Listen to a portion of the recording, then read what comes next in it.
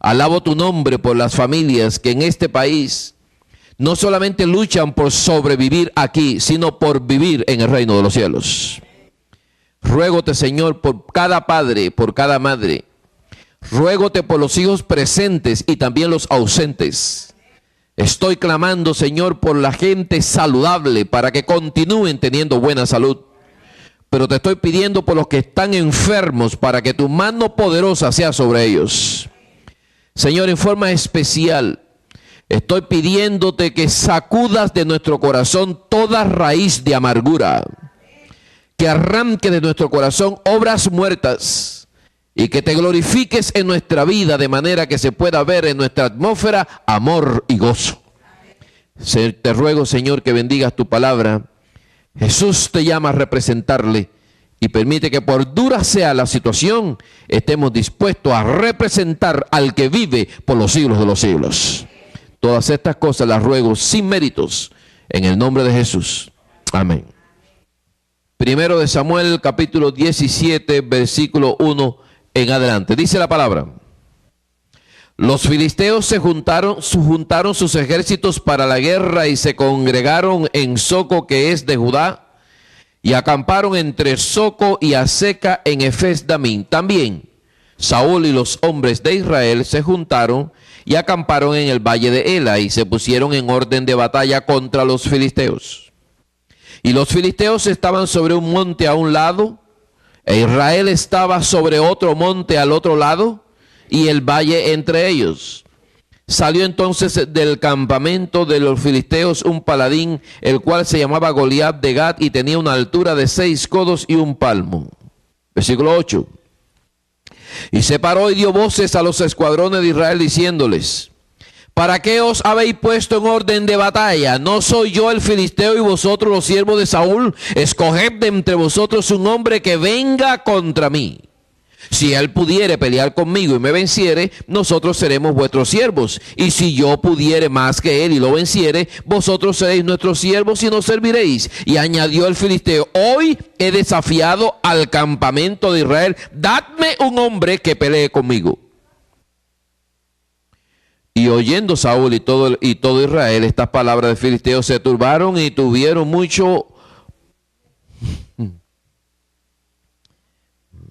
¿Qué dice la Biblia que tuvieron ahí? No, y no dice miedo. Antes de miedo hay una palabra. Ahora sí. Tuvieron gran miedo. Alguna Biblia dice que era, ¿qué cosa? Gran miedo. Vamos al versículo 12. Y David era el hijo menor, era el hijo de aquel hombre efrateo de Belén de Judá, cuyo nombre era Isaí, el cual tenía 8 hijos.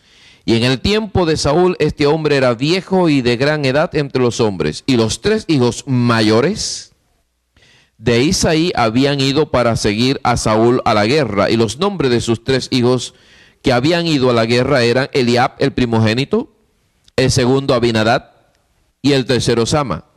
Y David era el menor. Siguieron pues los 3 mayores a Saúl, pero David se había ido y vuelto dejando a Saúl para apacentar las ovejas de su padre en Belén. Venía pues aquel filisteo por la mañana y por la tarde, y así lo hizo durante 40 días. Versículo 26.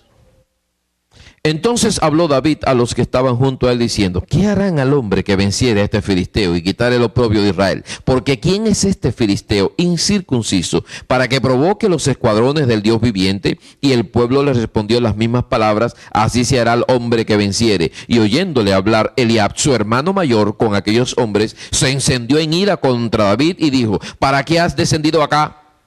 ¿Y a quién has dejado aquellas pocas ovejas en el desierto? Yo conozco tu soberbia y la malicia de tu corazón, que para ver la batalla has venido. David respondió: ¿qué he hecho yo ahora? ¿No es esto mero hablar? Y apartándose de él hacia otros, preguntó de igual manera, y le dio el pueblo las mismas palabras de antes. Fueron oídas las palabras que David había dicho y las refirieron delante de Saúl, y él le hizo venir. Y dijo David a Saúl: no desmaye el corazón de ninguno a causa de él. Tu siervo irá y peleará contra este filisteo. Dijo Saúl: no podrás ir tú contra aquel filisteo para pelear con él, porque tú eres muchacho y él es un hombre de guerra desde la juventud. Apreciados, Jesús te llama a representarle. Jesús te llamó de Ecuador a representarle en Canadá. Jesús te llamó de Nicaragua a representarlo en Canadá. El Señor Jesucristo te llamó a ti de Sudamérica, de Centroamérica, de México, de diferentes partes de las Américas, para que tú llegaras aquí a Canadá, porque Dios tiene un plan especial, no solamente con tu vida, sino con los hispanos que han venido aquí a Canadá, pensando que aquí van a encontrar el reino de los cielos, y después de frustrados, porque los sueños que tuvieron en sus países no se concretaron, están aquí todo desanimado, pero ustedes han llegado acá para representar al Dios de los cielos y demostrar que sí hay solución, no en Canadá, sino en Cristo Jesús. ¿Estamos de acuerdo con el asunto, hermano? Pero cuando Dios te llama a representarle, no es porque vas a venir a un camino fácil. Cuando Él te llama a representarle, Satanás va a hacer todo lo posible para que te confundas con los dioses de Canadá, con las costumbres de Canadá, con la dinámica de Canadá, para que no le puedas representar. Pero vive Jehová, en cuya presencia estoy, que ustedes por la gloria de Dios serán la gloria de Dios en este lugar. Así les digo. Jesús te llama a representarle. Nunca antes Dios puso una posición geográfica más hermosa para representarle a Él que la que había hecho en la llanura de Ela, en el valle de Ela. Por primera vez, dos naciones contendientes delegaron en una sola persona la victoria o derrota de todo un país. ¿Sí o no? ¿Lo entendieron o no? Y Dios, en una manera tan inteligente, quería glorificarse ante los filisteos. Quería glorificarse ante Israel. Dios quería que su nombre se pusiera por todo lo alto. Dios quería que el mundo conociera que Dios es Dios, Rey de reyes y Señor de señores. Y había colocado al pueblo de Dios a su derecha. Y el monte de la derecha le servía al pueblo de gradas para observar en el teatro de operaciones en el valle de Ela el representante de Jehová peleando con el representante de Satanás. Dios tenía su gente en el monte de la derecha, Satanás tenía su gente en el monte de la izquierda. La gente de Dios se llamaba el pueblo de Israel, los agentes de Satanás se llamaban los filisteos, y en el valle se iba a representar quién es Dios y quién es Satanás, quién es los filisteos y quién es el pueblo de Israel, qué es confiar en Dios y qué es confiar en las armas. Afortunadamente los filisteos tenían un tipo grandísimo, un Superman de verdad, armado hasta los dientes, que estaba pavoneándose todos los días en el valle de Ela y se pasaba de un lado al otro, su tremendo tamaño. En mi país hay un refrán que dice: caballo grande, ande o no ande. El tipo medía 3 metros de altura. Y los basquetbolistas no miden 3 metros de altura. La gente que son de básquetbol miden ¿cuánto en este momento? Casi 2 metros. Pero no 3. Pero ese hombre era grandísimo. Y aparte de grande, estaba entrenado en el ejército militar más prestigioso de su tiempo. La tecnología militar de los filisteos era punto y aparte.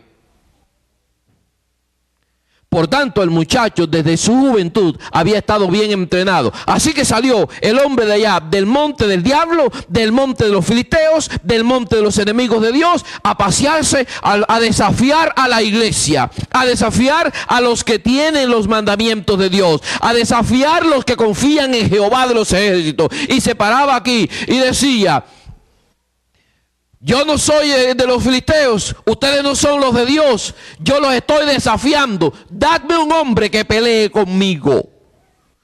Hermanos míos, ¿cuántas veces dice la Biblia que el hombre hablaba? 2 veces. Ajá, 2 veces. Una por la mañana y la otra. ¿Y lo hizo durante cuánto tiempo? ¿Cuántos gritos dijo? Y en esos 80 gritos, ¿cuántos hombres aparecieron? Si él está peleando, está gritando que le den un hombre, y 80 gritos buscando un hombre no aparece, ¿qué señal era esa, hermanos? ¿Cuál era la señal? No. ¿Qué era lo que estaba pidiendo él? Un hombre. ¿Qué apareció? Entonces, ¿qué señal es esa? No había hombres. Eso es lo que está diciendo él. En 80 gritos está pidiendo algo que no hay. Está pidiendo algo que escasea. Más bien, no, ni siquiera que escasea, es que ni siquiera hay. Él no estaba pidiendo 2 hombres, estaba pidiendo ¿cuánto? 1. Y en el el ejército del pueblo de Dios, no aparece un hombre, que era la petición de ese hombre.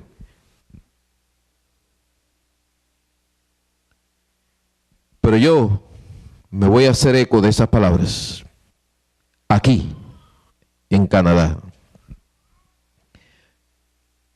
Dadme un hombre que respete a su esposa y la considere como vaso más frágil, como un pétalo de una rosa.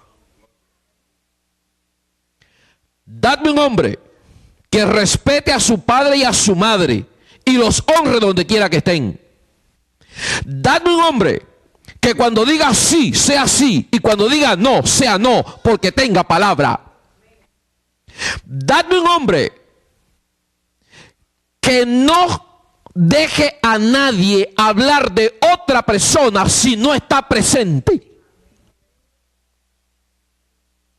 Dadme un hombre que sea honesto y cuando pida dinero prestado lo devuelva. Dadme un hombre que al tratar con el sexo opuesto lo hace con una decencia que no se preste a confusión.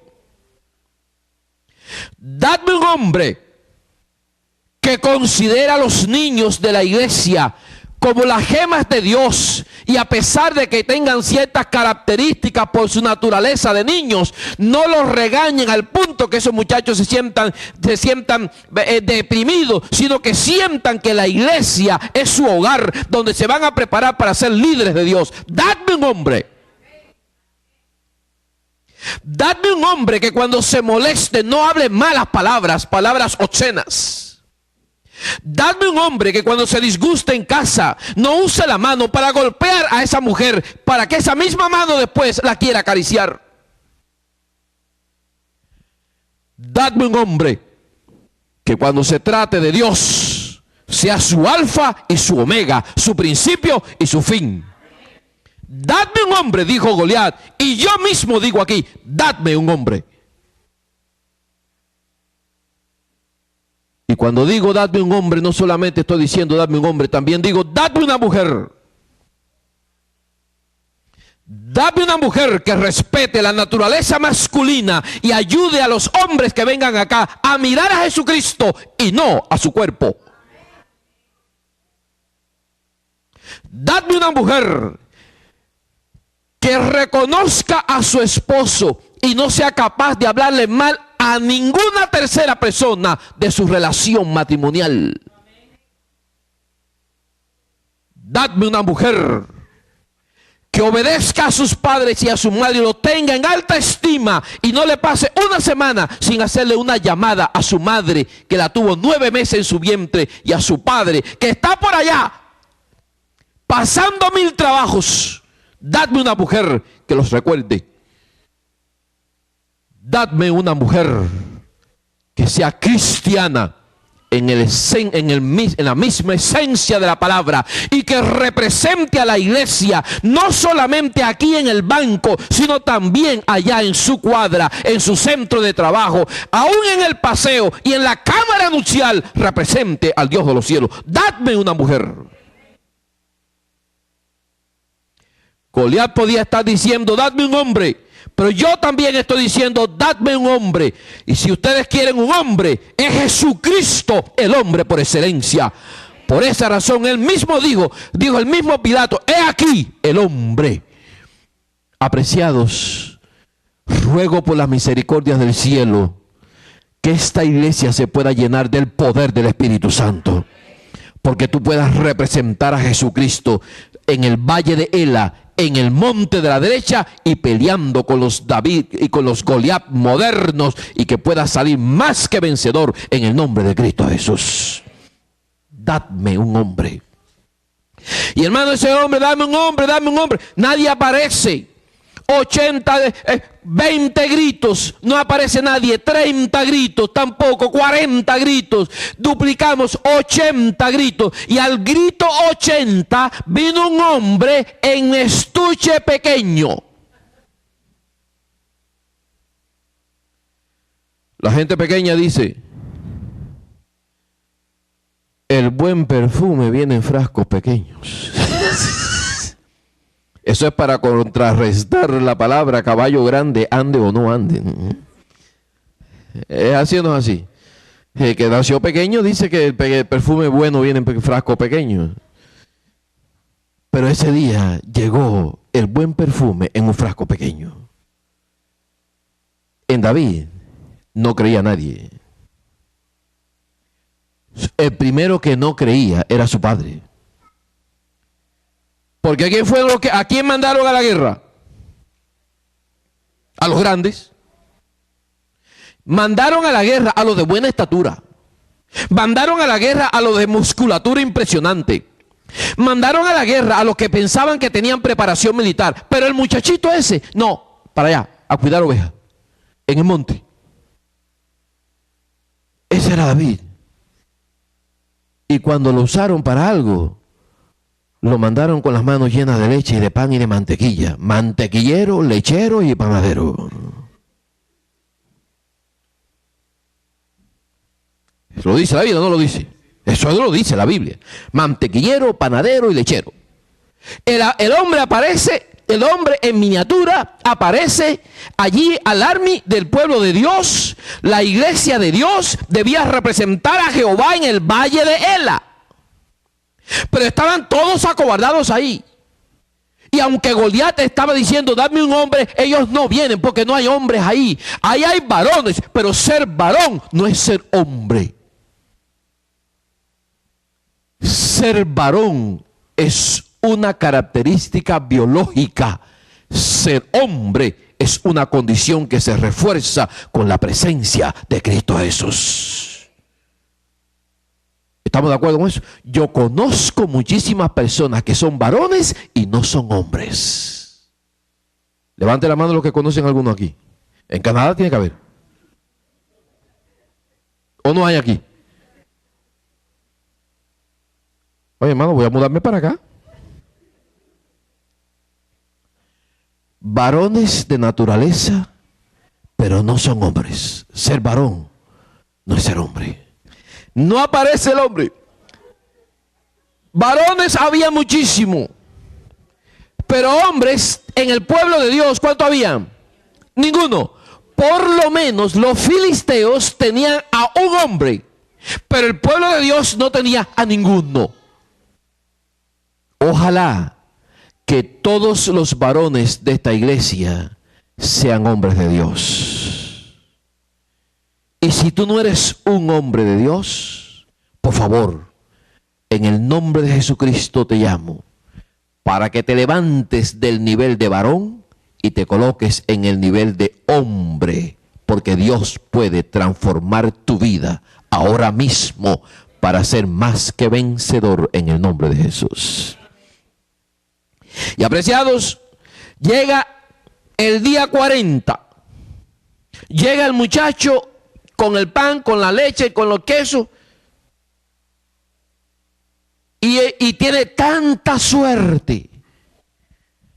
El pueblo de Dios acobardado, el pueblo de Dios amedrentado, el pueblo de Dios atemorizado, el pueblo de Dios deprimido, el pueblo de Dios humillado. Tiene tanta suerte de que el muchachito, cuando llega, el hombre en miniatura, deja los quesos, el pan y la leche y se pone a concentrarse en las palabras del hombre de los filisteos, diciendo: dadme un hombre.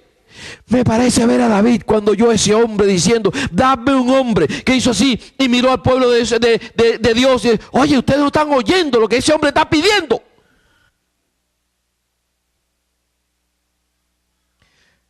Sí, lo estamos oyendo hace 40 días. ¿Cómo? Y en 40 días no hay nadie que haya respondido a ese insolente. ¿Cómo vamos a permitir que la gente del mundo destruya la iglesia de Dios? ¿Cómo? ¿Cómo le vamos a permitir a los filisteos a desafiar a esta iglesia central? Esta es la niña de los ojos de Dios. Y esta iglesia puede tener cualquier problema, pero a pesar de que tenga problema la iglesia central, Dios no la abandona por eso. Al contrario, Dios es capaz de interceder por ella, por débil y vacilante que esté la iglesia. Sigue siendo el objeto supremo de la consideración del Altísimo. E inclusive dice la Biblia que alguien dice, Señor, ¿quién fue el que sembró eso? Un enemigo lo ha hecho. ¿Tú quieres que arranquemos la cizaña? Y dice la palabra de Dios, os digo no.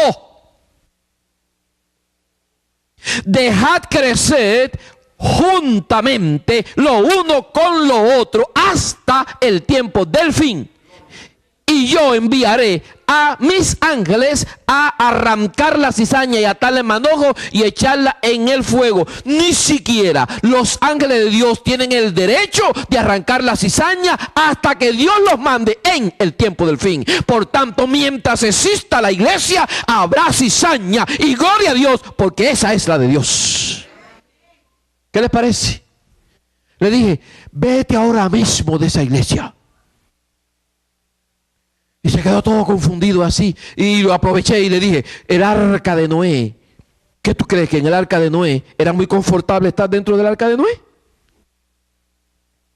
Ahí habían leones rugiendo, habían perros ladrando, habían palomas arrullando, habían gatos maullando, habían gallinas cacareando, allí estaban los burros brisnando, estaban los elefantes, las jirafas y todos esos animales, el arca dando bandazos de un lado hacia el otro. ¿Qué tú te crees? ¿Cómo estaría la adrenalina de esos animales con esa arca dando bandazos? El olor de adentro del arca sería insoportable, a no ser que no se tuviera en cuenta las condiciones que habían en la parte de afuera del arca. Independientemente de la condición interna del arca de Noé, era el único medio de salvación que Dios tenía para la humanidad.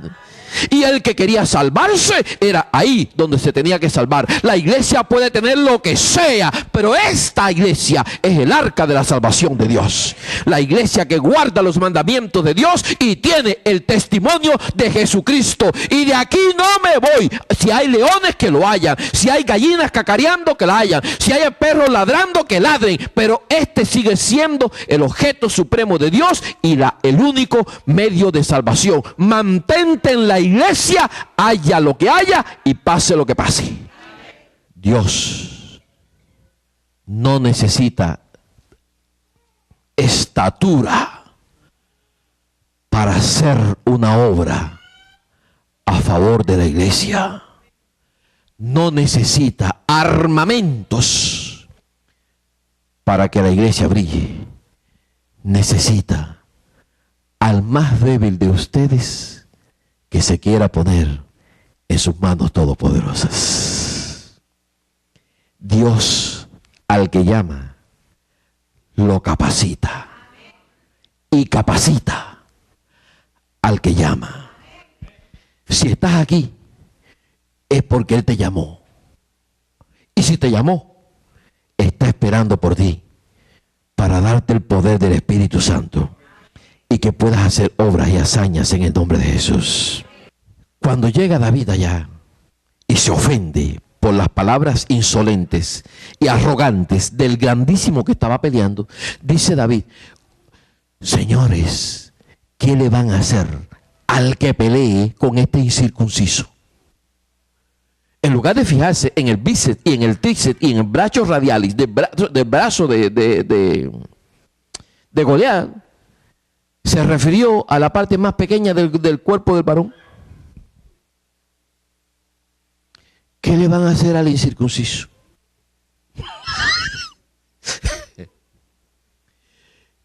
Y le dieron una lista de cosas.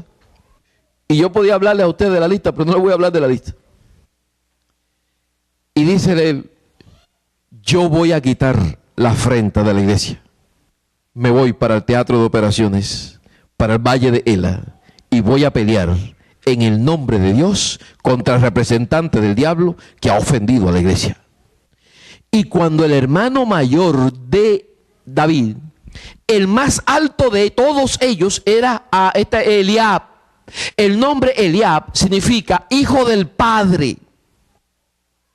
Y este Eliab, que era el mayor de ellos y el más alto, cuando oyó al hermano más pequeño hablando para defender la iglesia, entonces en lugar de hablarle algo al que gritó 80 veces, no, le está hablando al hermano. El problema ahí no era David. ¿El problema quién era? El problema era Goliat.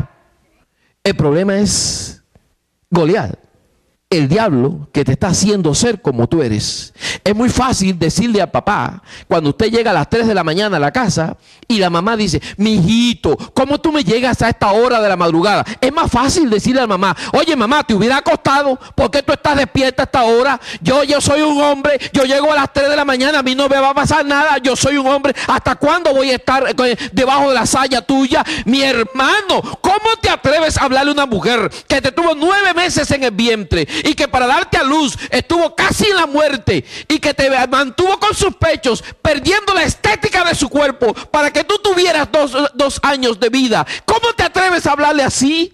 Es muy fácil hablar contra tu mamá de esa manera. El problema no es David, es Goliat. Tú tienes que hablarle a Goliat. Ese grito que tú le das a tu mamá, ese grito que le das a Pastor Robledo, ese grito que tú me das a mí, no me lo des a mí. Pelea con Goliat. Pero era más fácil pelear con David que pelear con Goliat. El crítico, déjale la palabra en la boca. Tan pronto Eliab dijo, oye, ¿a quién dejaste la oveja? Y se lo dejó y siguió. Oye, ¿qué le van a hacer? Era su hermano mayor, lo tenía que respetar, pero hay momentos en que hay que estar de parte de Dios y de la justicia. Hay momentos en que hay que dejar el hermano mayor y darle la espalda y seguir adelante. Y termino, hermanos míos, cuando Saúl se enteró que finalmente, después de 80 gritos, 40 días, había aparecido el hombre que iba a pelear contra el impostor, Saúl, que era, dice la Biblia, que hombros arriba era más alto que todo el pueblo. ¿Era así o no era así? Si los filisteos llevaron el más alto, ¿quién era el que tiene que pelear por parte de Dios? Saúl. Hombros arriba era más alto que todo el pueblo, él era el que tenía que pelear. Así que cuando dijo, oye, apareció el hombre, miró a la altura de sus ojos, su estatura grandísima. Ahí está el hombre está.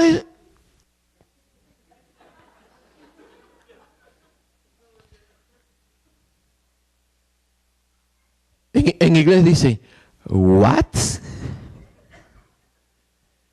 ¿Qué? ¿Tú vas a pelear? Sí. Y allí viene el desánimo. Porque cada vez que tú decides consagrarte, cada vez que decides hacer algo para el departamento de escuela sabática de jóvenes o misioneros, prepárate, que va a venir el desanimador con buenas intenciones. Dice, tú no podrás pelear con el filisteo. ¿Por qué no? Bueno, número 1, eres muchacho. Número 2, tú no sabes nada de guerra. A ver, te voy a hacer una preguntita. ¿Sabes manejar la espada? No sé. ¿Sabes manejar la lanza? No sé. ¿Sabes manejar el escudo? No sé. ¿Sabes de la psicología militar de los filisteos? No. Ven, entonces. Dice, no, pero tengo otras credenciales. ¿Cuáles son las credenciales? Yo cuido las ovejas de mi papá. Y cuando venía un oso, ¿qué tú hacías? Le iba encima al oso. Y le arrancaba la ovejita de la boca.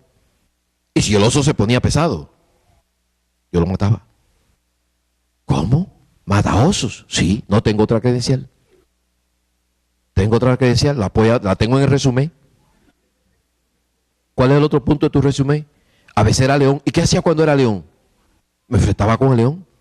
También al león le arrancaba la ovejita de la boca. Y si el león se podía con un problema conmigo, lo tomaba por ambas mandíbulas y lo mataba. Tú eres mataleones, sí. Dice, y tengo otra credencial. ¿Cuál, muchacho? Dice, el Dios de los cielos, que me libró de las garras del oso y del león, Él también me librará de las manos de ese filisteo, porque ha provocado a la iglesia de Dios. Y dícele, bueno, te voy a prestar mi traje militar para que te protejas. Y cuando le pusieron aquello, parecía un soldadito de plomo, un robot. Y cuando empezó a caminar con eso, dijo, ¿qué va? Se quitó todo eso de arriba. Y dijo, mira, yo no puedo andar con esto porque nunca lo practiqué. ¿Y con qué vas a pelear, muchacho? ¿Con este traje? ¿Con ese pantalón y esa camisa? Sí. ¿Y tú vas sin protección? No. ¿Y dónde está tu protección? El que habita el abrigo del Altísimo morará bajo la sombra del Omnipotente. Y diré yo a Jehová, esperanza mía, castillo mío, mi Dios, en quien confiaré. Él te librará. Dice de Saúl, está bien, adelante. Quien te lastima, te hace fuerte. Quien te critica, te hace importante. Quien te envidia, te hace valioso. Y muchas veces quien te desea lo peor, tiene que soportar que te suceda lo mejor.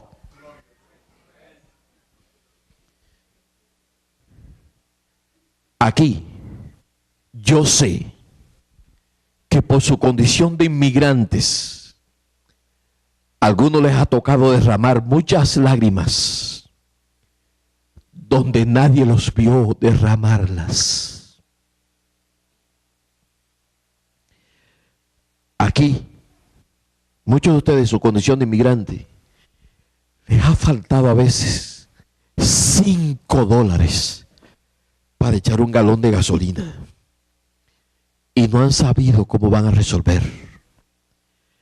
Aquí, muchos de ustedes dentro de la iglesia, rodeados de todo el mundo, se han sentido tan solos. Siempre hay un gigante que desafía.